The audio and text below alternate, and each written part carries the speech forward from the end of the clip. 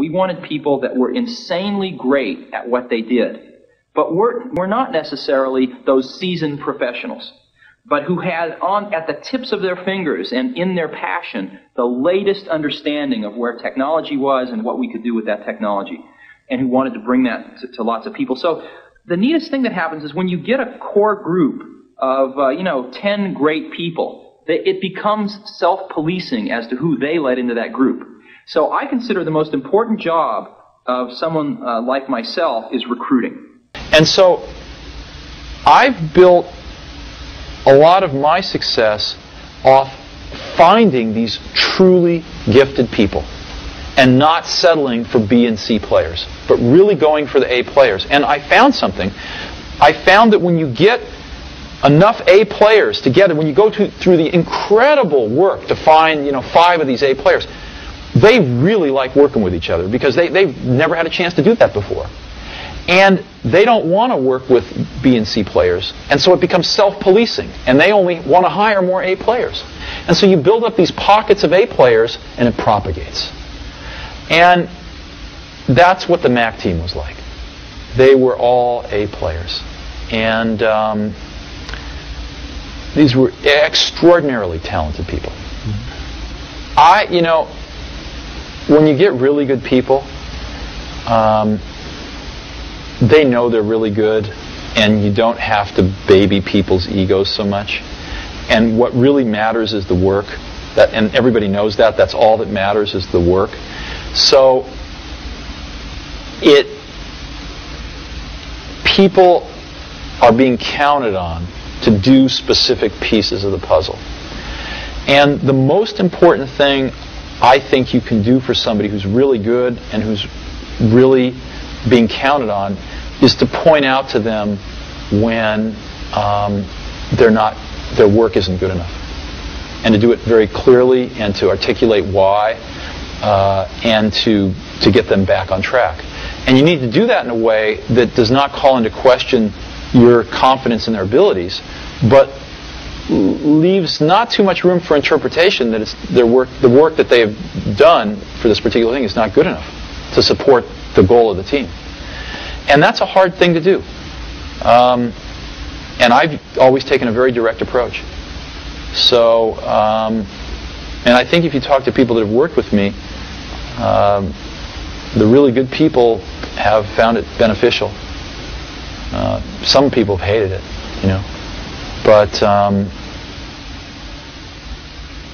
and I'm also one of these people that I don't really care about being right, I just care about success.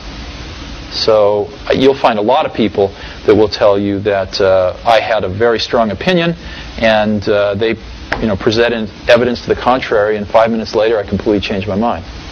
Because I'm like that. I don't mind being wrong. And I'll admit that I'm wrong a lot. It doesn't really matter to me too much. What matters to me is that we do the right thing. People willing to tell you you're wrong? Yeah. I mean, other than snarky journalists. I mean, people that work for you. Oh, yeah. No, we have wonderful arguments. And do you win them all? Or? Oh, no, I wish I did. No, see, you can't. If you want to hire great people and have them stay working for you, you have to let them make a lot of decisions, and you have to be run by ideas, not hierarchy. The best ideas have to win. So, otherwise, good people don't stay. But what I've always felt that a team of people doing something they really believe in is like when I was a young kid, there was a widowed man that lived up the street, and he was in his 80s. He's a little scary looking, and I got to know him a little bit. I think he might have paid me to mow his lawn or something. And one day he said, "Come on into my garage, I want to show you something." And he pulled out this dusty old rock tumbler. And it was a motor and a coffee can and a little band between them. And he said, "Come on with me." We went out to the back and we got some rocks, some regular old ugly rocks. And we put them in the can with a little bit of liquid and a little bit of grit powder. And we closed the can up, and he turned this motor on. He said, "Come back tomorrow." and his can was making a racket as the stones went around.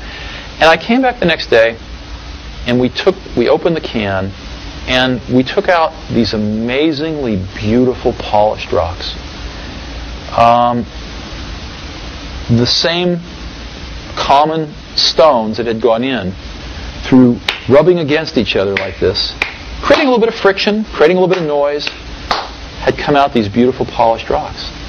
And that's always been in my mind my metaphor for a team working really hard on something they're passionate about is that it's through the team, through that group of incredibly talented people bumping up against each other, having arguments, having fights sometimes, making some noise, and working together, they polish each other. And they polish the ideas, and what comes out are these really beautiful stones. Yeah. So, it's hard to explain, and it's certainly not the result of one person. I mean, people like symbols, so I'm the symbol of certain things, but it really was a team effort on the Mac. The greatest people are self-managing. They don't need to be managed. Once they know what to do, they'll go figure out how to do it, and they don't need to be managed at all. What they need is a common vision, and that's what leadership is. What leadership is having a vision, being able to articulate that so the people around you can understand it, and getting a consensus on a common vision. We went through that stage in Apple where we went out and we thought, oh, we're going to be a big company, let's hire professional management. We went out and hired a bunch of professional management. It didn't work at all. Most of them were bozos. They knew how to manage, but they didn't know how to do anything. And so if you're a great person, why do you want to work for somebody that you can't learn anything from? And you know what's interesting? You know who the best managers are? They're the great individual contributors who never ever want to be a manager, but decide they have to be a manager because no one else is going to be able to do as good a job as them.